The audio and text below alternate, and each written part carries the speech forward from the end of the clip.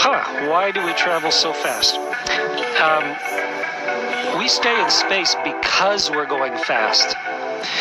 We're going around the moon, we're going around the world like the moon goes around the world. And let me explain it like this. If you went outside of the museum that you're in on the roof and jumped off the roof, gravity would pull you right down and you'd get hurt. If you ran right across the roof really fast, run, all the way across the roof and jumped off, you'd go quite a ways, but you'd still fall and hit the ground. Well, imagine if you could go across that roof so fast, that you, as you fell, as you came off the roof, the earth curved underneath you, so that you were falling, but you were going so fast that the earth was curving away from you, so you never actually hit the ground. You just kept falling, and the earth kept curving. You have to go really fast, 8 kilometers a second, 28,000 kilometers an hour. But if you can get yourself going 500 kilometers a minute, then you will be weightless because you'll fall at exactly the same speed that the earth curves.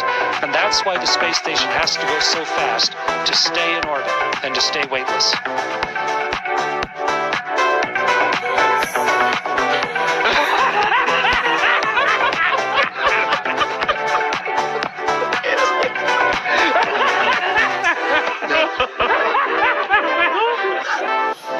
Well, imagine if you could go across that roof so fast, that you, as you fell, as you came off the roof, the earth curved underneath you, so that you were falling, but you were going so fast that the earth was curving away from you, so you never actually hit the ground.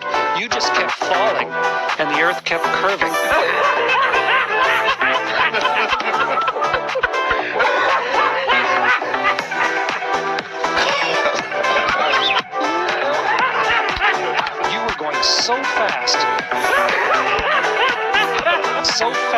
So fast that you were going so fast, you will be weightless because you'll fall at exactly the same speed that the earth curves.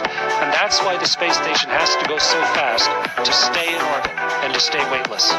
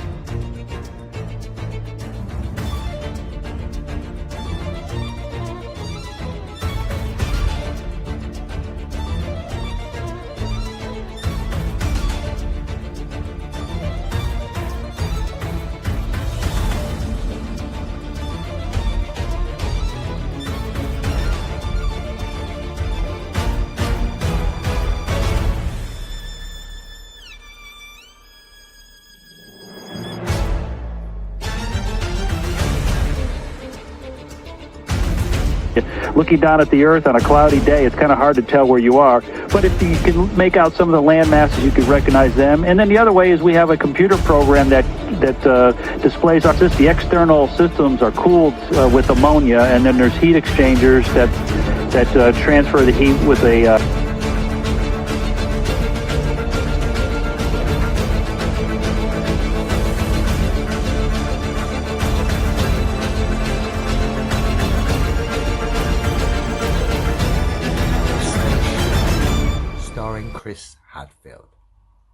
We've got a few clips to look at here, all of which highlight the absurdity of space.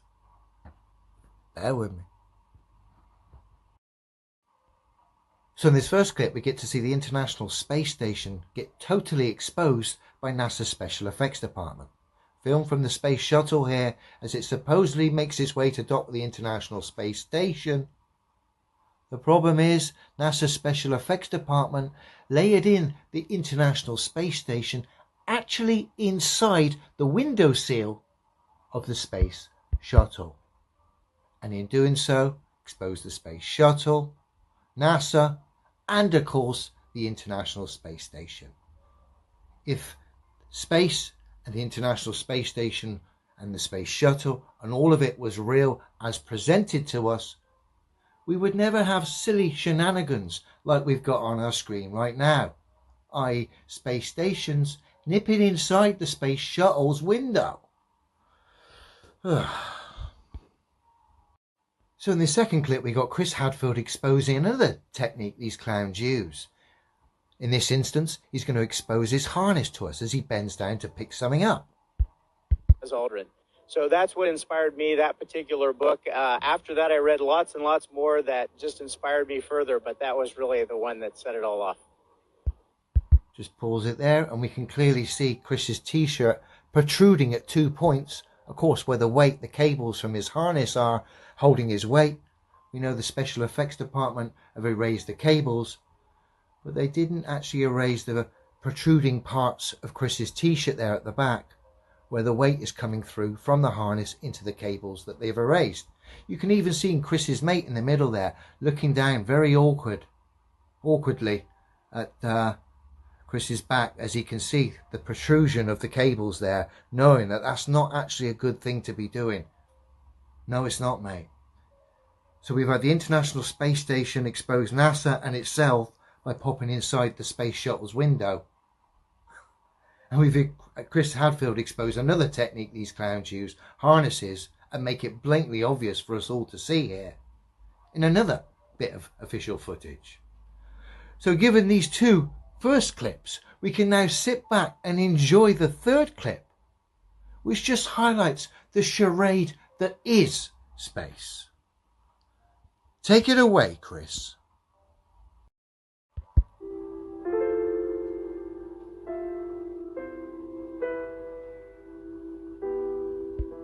Ridiculous. Ground control to Major Tom. Ground control to Major Tom. Lock your Soyuz hatch and put your helmet on. Ground control to Major Tom.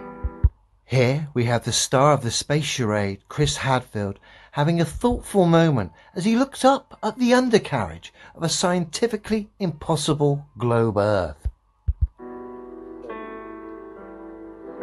Commencing countdown, engines on. Detach from station and may God's love be with you.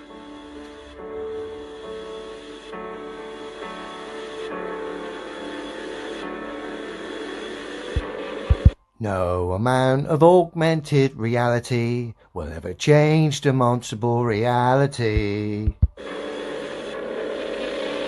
This is ground control to Major Tom. You've really made the grade. And the papers want to know whose shirts you wear. But it's time to guide the capsule if you dare. Absolutely ridiculous. As we've seen and highlighted in this video, and Chris of course has starred in it, space is nothing more than a charade. One that they put out there, hoping that naive, gullible individuals latch onto it and actually believe that the Earth is a globe, which of course is scientifically impossible. Space station is a serious place.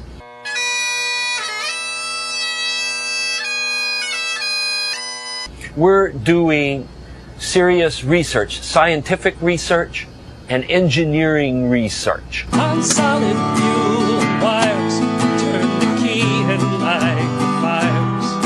We're leaving Earth today.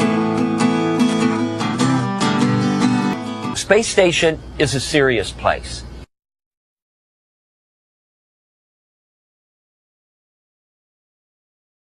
We're doing serious research, scientific research. Today I want to demonstrate what happens when you cry in space, because I cry all the time. take this ball of water here and I'm going to put it on my eyeball. I don't know if you can see this ball of water. It's getting bigger. See, it doesn't fall down because I'm in space. It just sits there on my eye, and I gotta wipe it off. Gotta wipe it off with a towel. We're doing serious research, scientific research.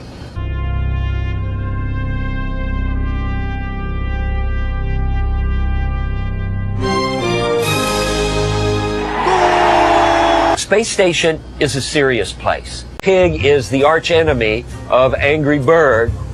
An Angry Bird has First to blaze an air route to the North Pole prepares for a similar flight over the bottom of the Earth. had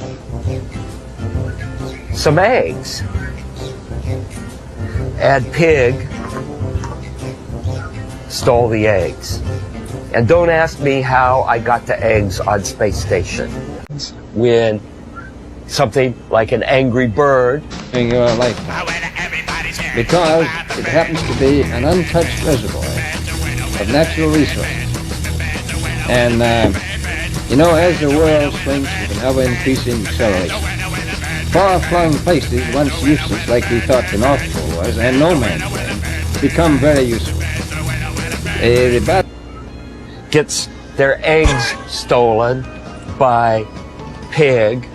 This is all that's left of Pig after Pig got exploded. And we got to see all of this in a weightless environment.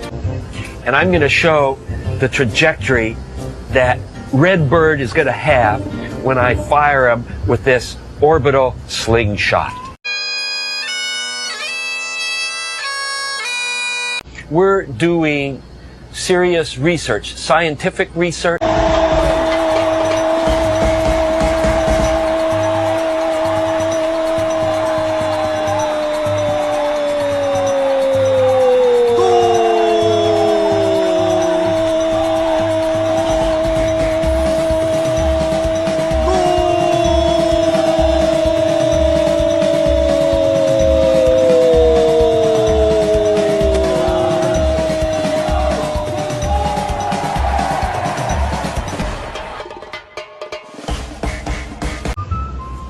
Launching Redbird into space. Well, hey, we're already into space. Whoa, look at that. Whoa, all the way down. What happens when we're doing serious research, scientific research? And of course, I've got my Angry Bird here, but we need a pig.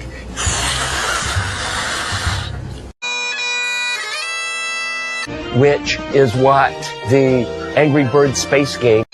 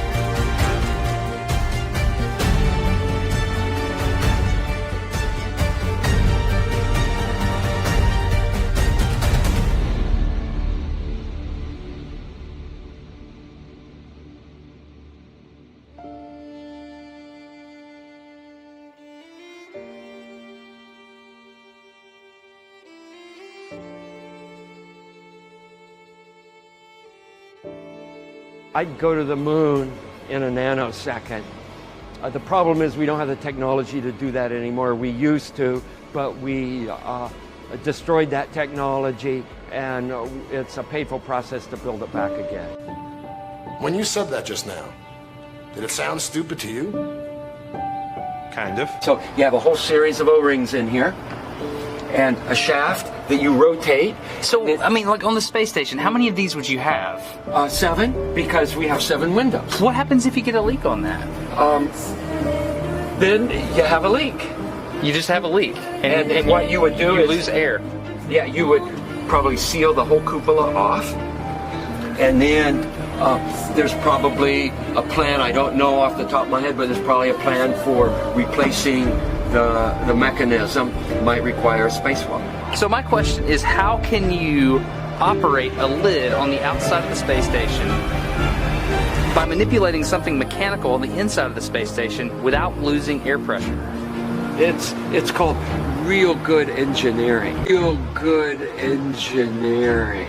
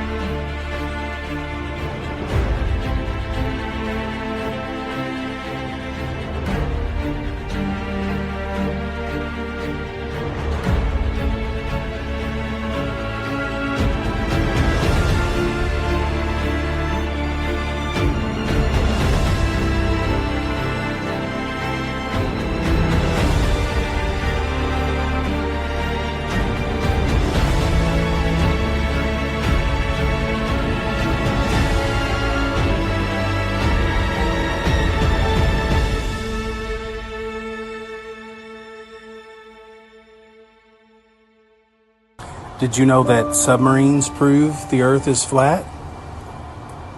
They use sonar and bounce it off of other objects, similar to the way radar is used. A submarine near the ocean floor can find other submarines 100 miles away by bouncing that sonar and getting the return back. That's not possible on a globe because there would be a mile of Earth, a mountain, a mile high between them and the other submarine.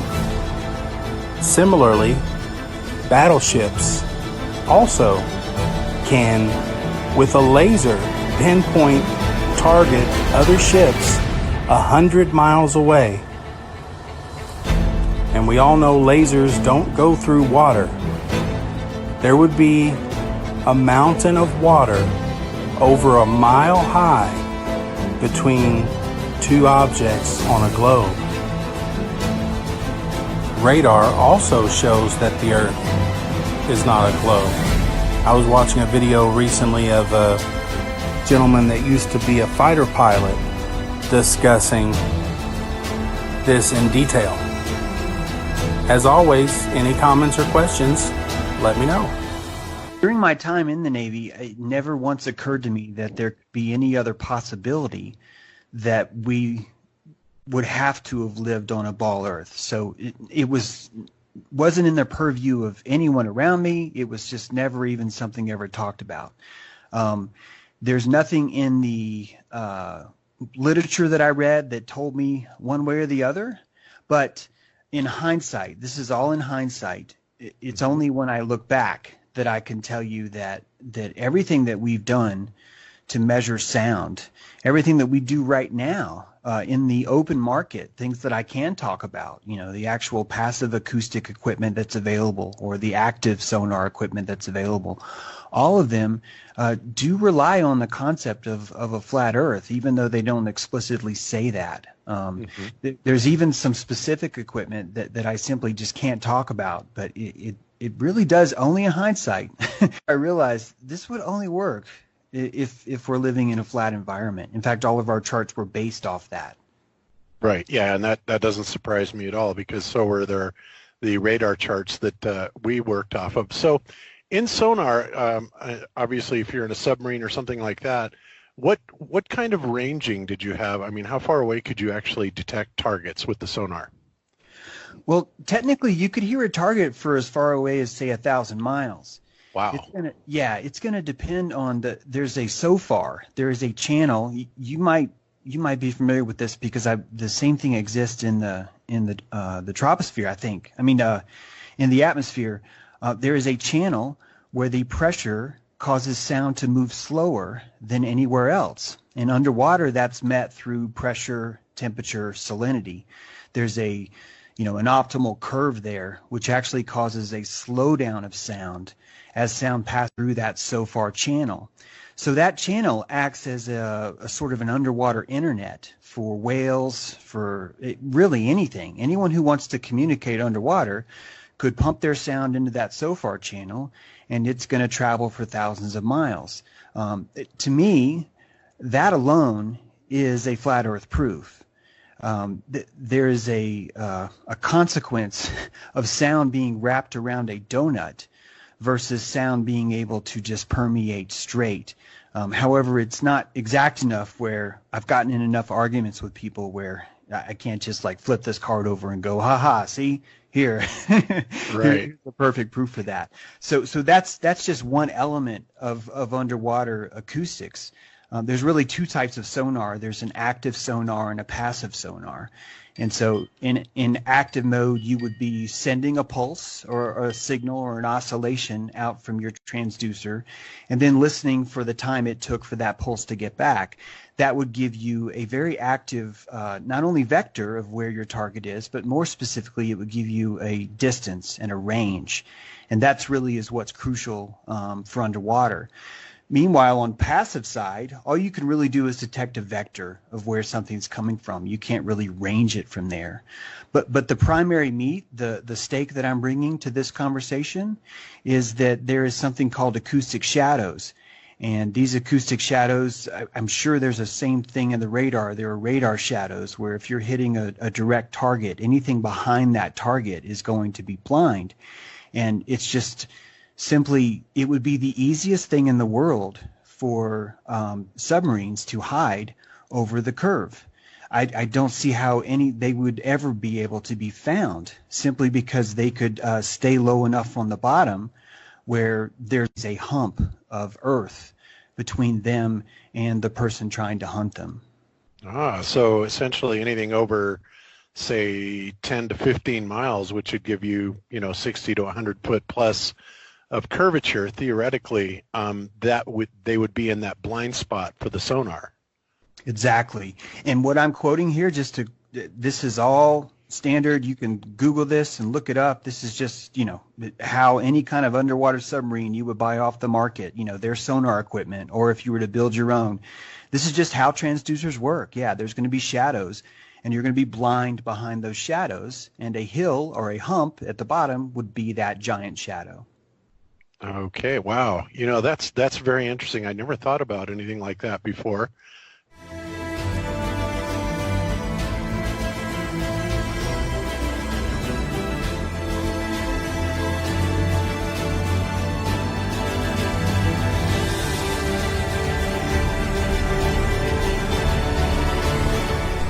what's up?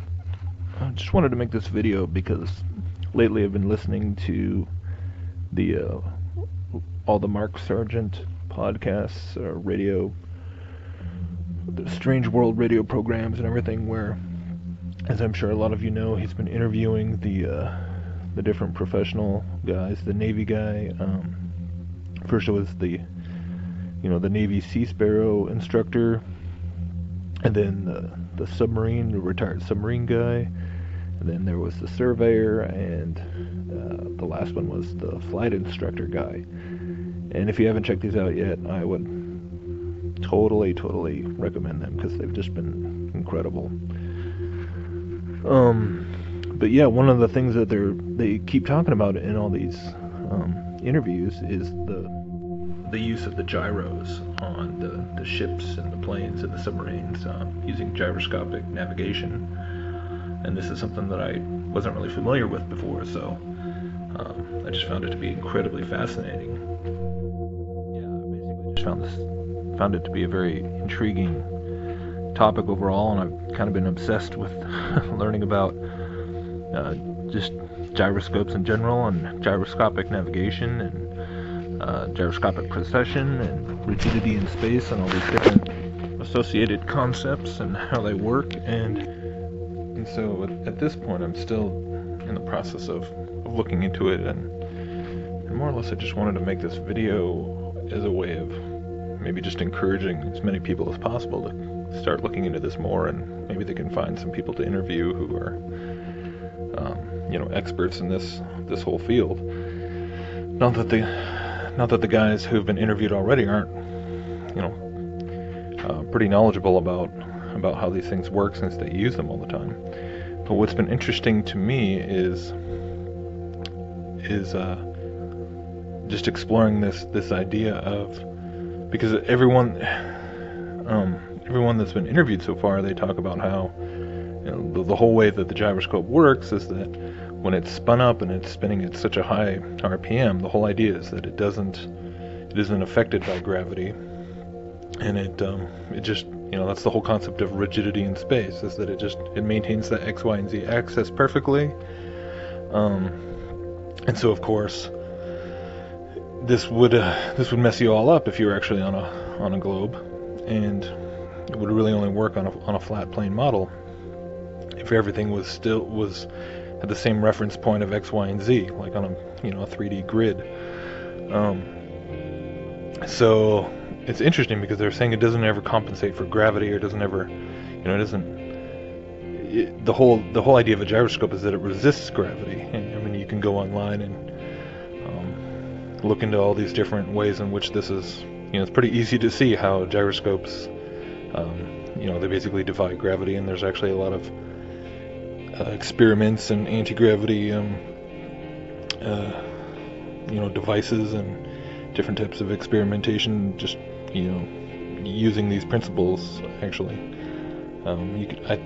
even like sort of simple flying saucers that are all based on gyros and everything. So it's interesting because I'm looking around, I'm trying to find more information on this.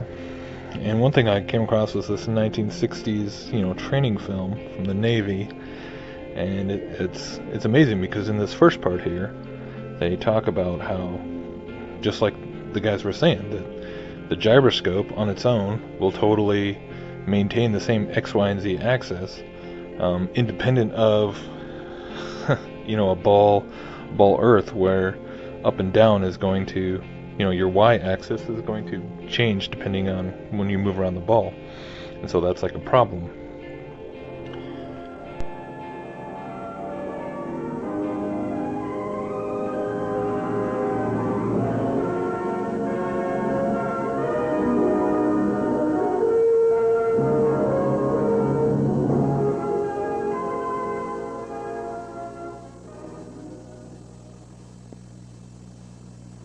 Modern high-performance aircraft require electric gyroscopic instruments. The turn and slip indicator, the attitude indicator, and the directional gyro. These electric instruments are dependable at extremely low pressures and temperatures, where gyro suction instruments are unreliable. This film will explain the theory of operation of some of the newer electric gyroscopic instruments. To understand any gyroscopic instrument, you must understand the principle of the gyroscope. It consists of a rotor mounted in a gimbal. The rotor can spin in one plane only. When another gimbal is added, a second plane of movement is possible. And when this assembly is mounted in bearings, the rotor has 3 planes of movement and can assume any possible attitude. This is now a freely mounted gyroscope. A spinning gyro has 2 important properties: precession and rigidity in space. All of its practical applications are based on these 2 properties. As for rigidity in space, the spinning rotor remains in its original attitude, while the gimbals and base move around it. In other words, the gyro maintains its axis in relation to space and not to the surface of the Earth. If a gyro moves around the Earth, its axis is vertical to the Earth's surface here, at an angle here, and horizontal here. The gyro will resist any force that attempts to change its plane of rotation. This leads to the principle of precession. When a downward force is applied here, the gyro moves, but not in the direction of the applied force. Instead, it moves at right angles to the applied force. This action is known as precession. If an upward force is applied at the same place, the gyro again precesses at right angles, but in the opposite direction. The explanation is simple. The rotor is spinning in this direction. When the force is applied, the gyro precesses in a direction to align the direction of rotation with the direction of the applied force. The rate of precession is in direct proportion to the applied force. Small force, slow precession. Greater force, faster precession. If enough force is applied, the gyro precesses a full 90 degrees. However, at or near 90 degrees, it will tumble and go out of control. This disadvantage must be overcome in gyro instruments. Another disadvantage comes from the gyro's tendency to drift away from its original attitude. There are 2 types of drift. One is mechanical, due to friction in the bearings. This is actually a form of precession. The other type, known as apparent drift, relates to rigidity in space. Once again, consider this condition. The gyro maintains its attitude while the Earth turns under it. Every 6 hours, the gyro drifts through 90 degrees in relation to the Earth's surface. In order for the gyro instrument to be dependable, drift must be corrected continuously. There are several types of erection systems that correct for drift. The principle back of all these systems is based on 3 steps.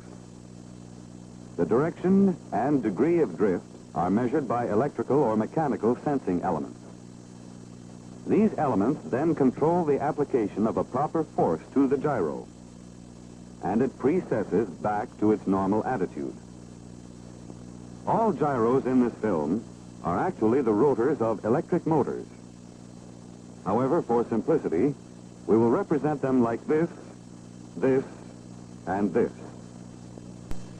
The MA1 compass system combines these 2 instruments into one system that uses their advantages and eliminates their disadvantages. The magnetic compass, in the form of a flux valve, is mounted remotely in the tail or wingtip, away from the worst magnetic disturbances within the aircraft. The gyro is also mounted remotely from the indicator dial. The system is designed for 2 modes of operation. In the free gyro mode, the gyro alone controls the indicator dial. In the slaved mode, the magnetic compass controls the gyro. We will first examine the slaved mode of operation. We will represent the flux valve as a magnetic needle mounted on the rotor of a synchro transmitter. The needle will remain aligned with the Earth's magnetic field while the aircraft turns in any direction. The stator of the compass transmitter is connected electrically to the stator of a synchro control transformer. The gyro's outer gimbal is mounted on the rotor of this synchro. When the outer gimbal is properly oriented to the magnetic needle, there is... And then when you get into this other part, it goes on and explains how. So it's a two-part system where it has to constantly be adjusting for the curvature and for the, you know, the magnetic. So the second part uses supposedly a magnetic compass that is constantly causing the gyroscope to readjust itself to magnetic north and reorient itself, and then the gyroscope holds it in place until it gets out of sync, and then it has to reorient, which to me just seems like kind of a very contradictory idea altogether. The fact that the gyroscope, the whole purpose of the gyroscope is to maintain that rigidity in space, and then supposedly you're using the magnetic compass to constantly reorient the gyroscope, which is independent of gravity and independent of magnetism, right? And, you know, the Navy guys and the flight guys, they all say that, of course, the gyroscope doesn't do this. So it's interesting because this is from 1960s, and obviously the system that it's describing is going to be vastly simplistic compared to whatever they're using now. I mean, they talk about using gyros that have, you know, they use lasers and things like this, so they're insanely precise, and I'm assuming vastly more powerful, so that the variance is going to be minimal, if not non-existent. So to me, this is the real issue that has to be, you know, is this just propaganda, this whole idea that, you know, they show the globe Earth in this video, so it's kind of funny if it is just a piece of propaganda to explain away this very thing, like how gyroscopes could work on a ball Earth, because from everything we're looking at, it totally flies in the face of it. So if gyroscopes are indeed a proof of the flat Earth, as it seems like they are, then this is the discrepancy that needs to be, I think, really fleshed out, because, you know, this could be total bunk, you know, because none of the guys who are using the systems talk about a magnetic compass that is constantly correcting and readjusting the gyro. So, you know, what I'm curious about is, like, whether that's really true, and does the gyro just operate independently the entire time of a sea voyage or a flight, or does it constantly have to sync up with a magnetic compass and readjust? I mean, so that's the question of whether it really does go back and forth between adjusting to a magnetic compass, or whether it's just completely independent the whole time. You know, because that makes all the difference in the world. So I think we need to do a lot more investigation into this and really get to the bottom of it. But it's a pretty fascinating topic overall. So hopefully some more people can help shine some insight into this.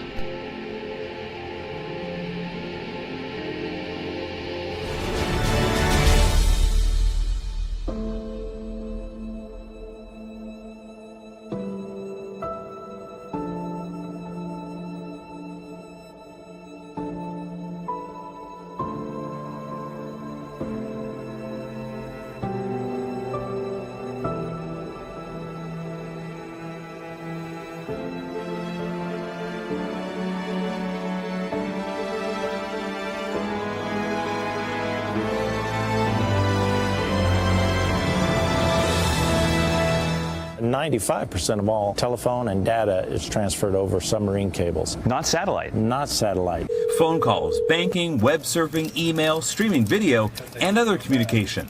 Heavy case? And it all began 150 years ago. We have here samples of the early cables from the 1850s. Some of the items have not been on display in more than a century. With this cable now, it was what, minutes? Yeah, that's right. It sounds like this was the original information age. That's right. If you've ever phoned or emailed someone on another continent, you can dial up some gratitude for something that happened a century and a half ago. It's been 150 years since the first transatlantic cable began ushering in global communications. And now tech giants are taking that undersea revolution a big step further. This is how worldwide communication begins. Not satellite. Not satellite.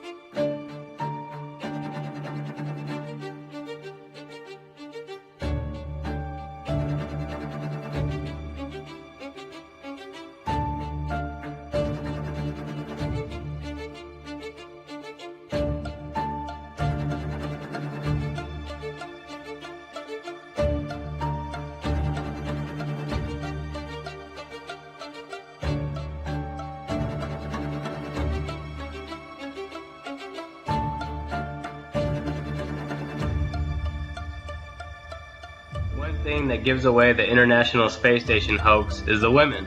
Now, women on zero-G planes with long hair, their hair flows naturally in the air. Women on the International Space Station, because this is all fraud, no matter what she does, no matter how she bounces around, you would expect her hair to flow in the air, and it does not happen. Their hair will never look like that, because it's perm.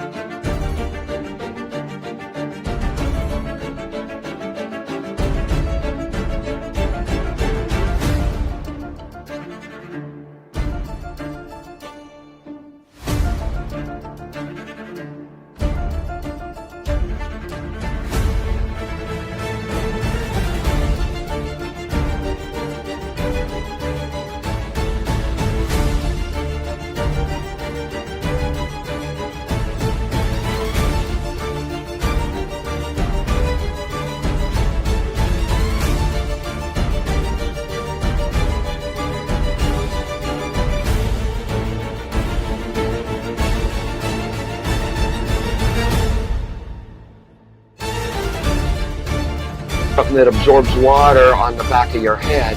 Hey, let's use a diaper. I thought that's a clever solution to this problem. Yeah, pretty neat. They also came up with the snorkel idea too, Yeah. you know. Unexpected turn. The astronauts doing the spacewalks will now be wearing snorkels after the last astronaut who performed a spacewalk nearly drowned when his helmet filled with water. Just my gut inside me said, that's my dive buddy, and I should be with my dive buddy. That's my dive buddy, and I should be with my dive buddy. Snorkel cut from rubber tubing. This snorkel is now installed inside the suit. Each of these spacewalks is scheduled for 6.5 hours.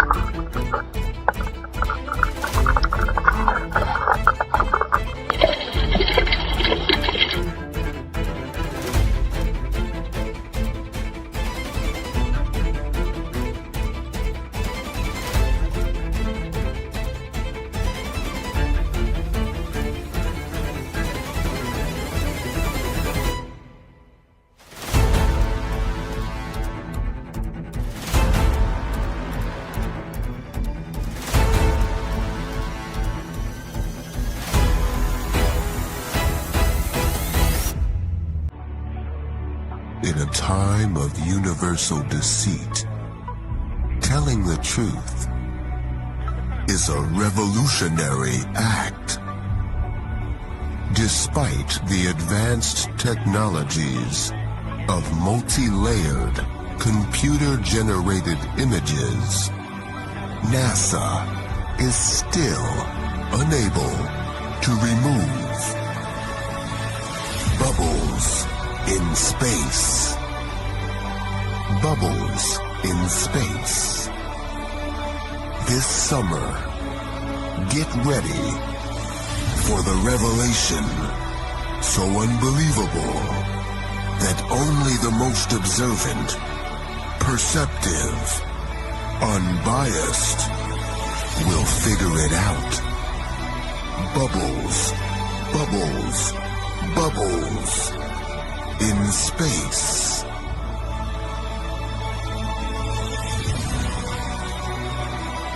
Bubbles in Space starts today at theaters everywhere.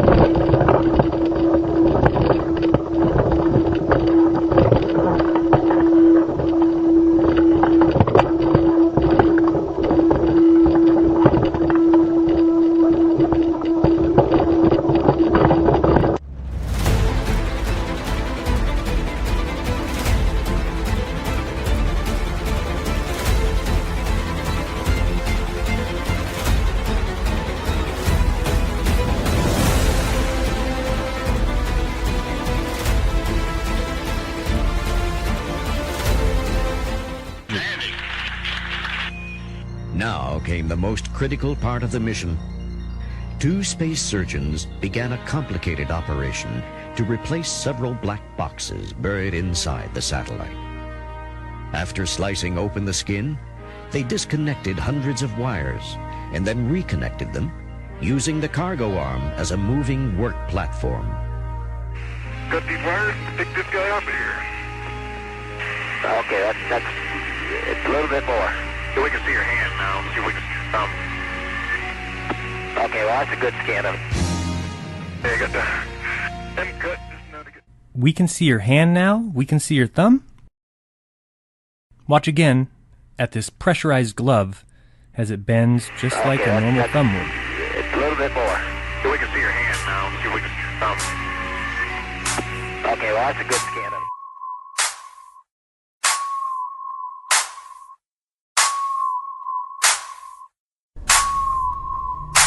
We can see your hand now, we can see your thumb.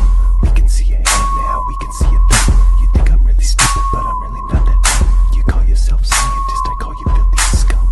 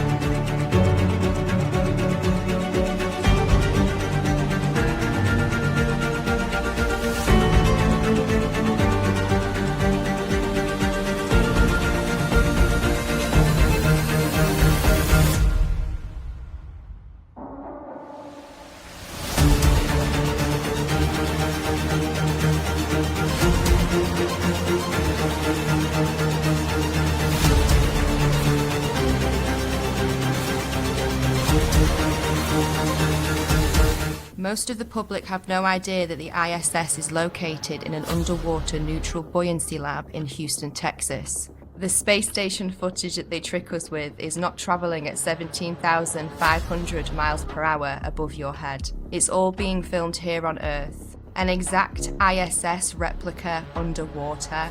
Coincidence? It's a pretty simple process. Film your footage underwater, remove the water layer, add in your CGI Earth layer, and cast your spell.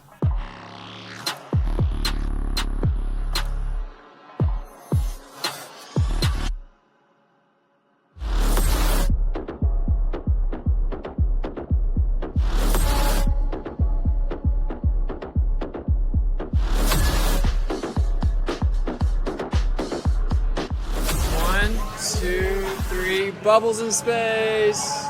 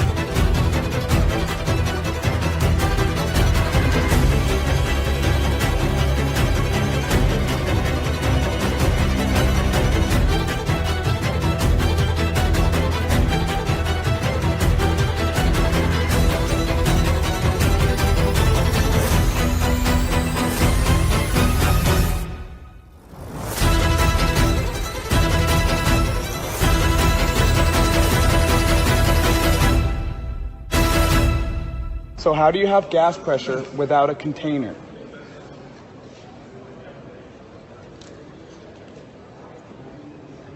Nothing? Danny Faulkner, PhD astrophysicist, runs an observatory and profits from the lies.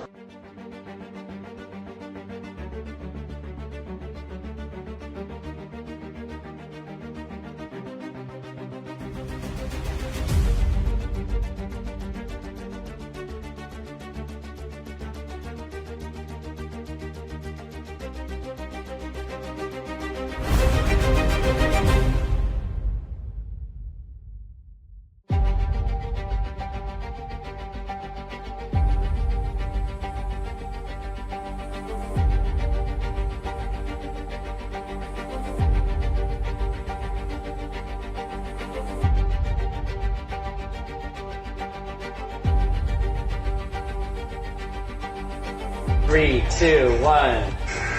So today what I want to test is if the flies can actually fly with the low pressure in the vacuum chamber.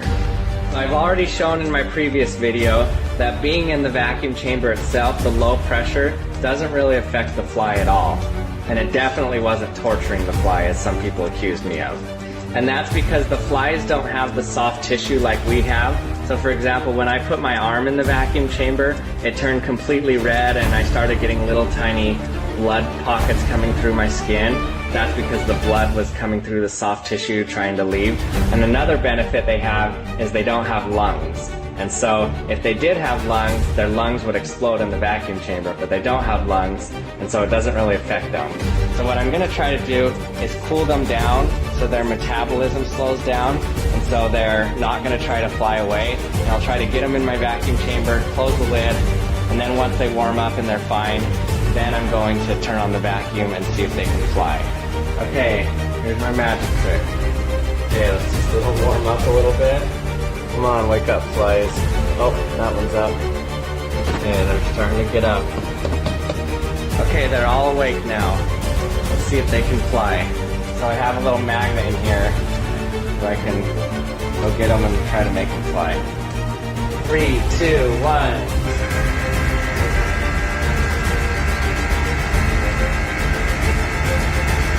They're at 0.8 atmospheres.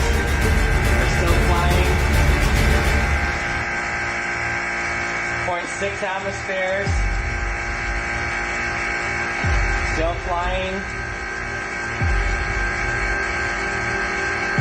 Half an atmosphere. They're having a harder time flying. They keep landing, falling onto the ground. We're at 0.4 atmospheres.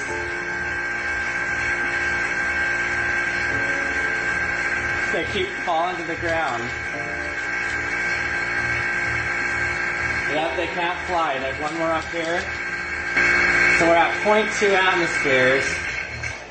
Let me pause it right there. 0.2 atmospheres. See how they just fall to the ground? So this isn't even at full vacuum. Okay, let me get it down a little more.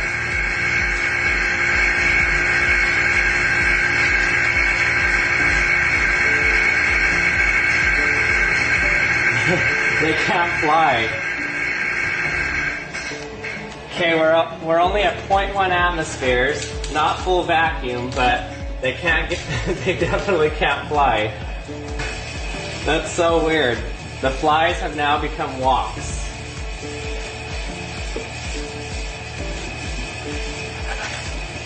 That's so weird. Okay, now I'm gonna increase the pressure and watch them start to be able to fly. Turn on the air. 3, 2, 1.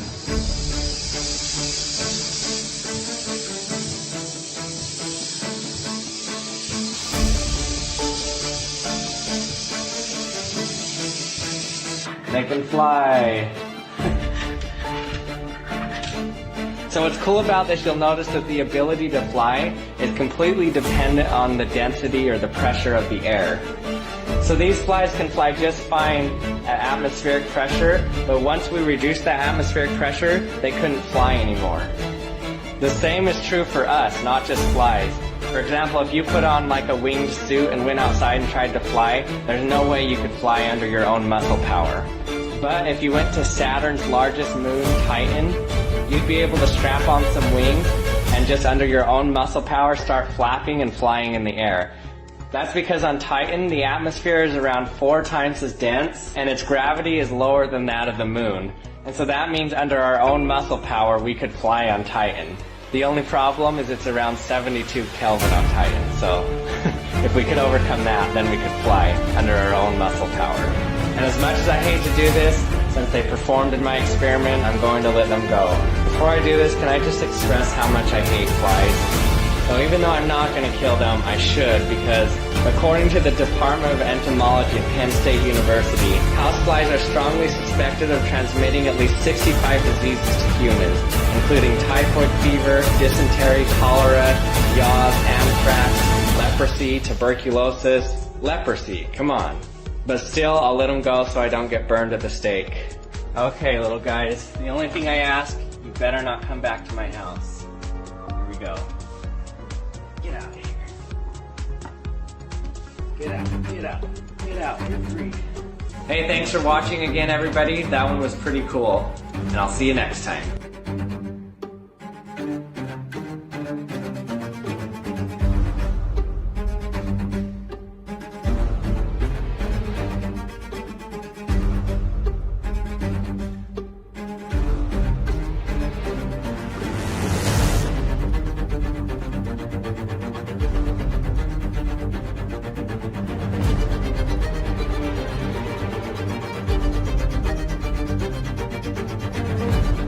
While both models, the flat Earth and the spinning spaceball, may be called religious beliefs, the former is correlated not only by the scriptures, but by the individual's own sensory experience and common sense. Whereas the latter requires the denial of one's own senses and the yielding of the subject's understanding to spiritual directors. For example, as the believer in heliocentrism watches the sun traverse across the sky, he is obliged to imagine that the perceived motion is attributable to the earth beneath his feet, which, while seemingly still, is in fact spinning at up to 1,000 miles per hour. But the fool on the hill sees the sun going down, and the eyes in his head see the world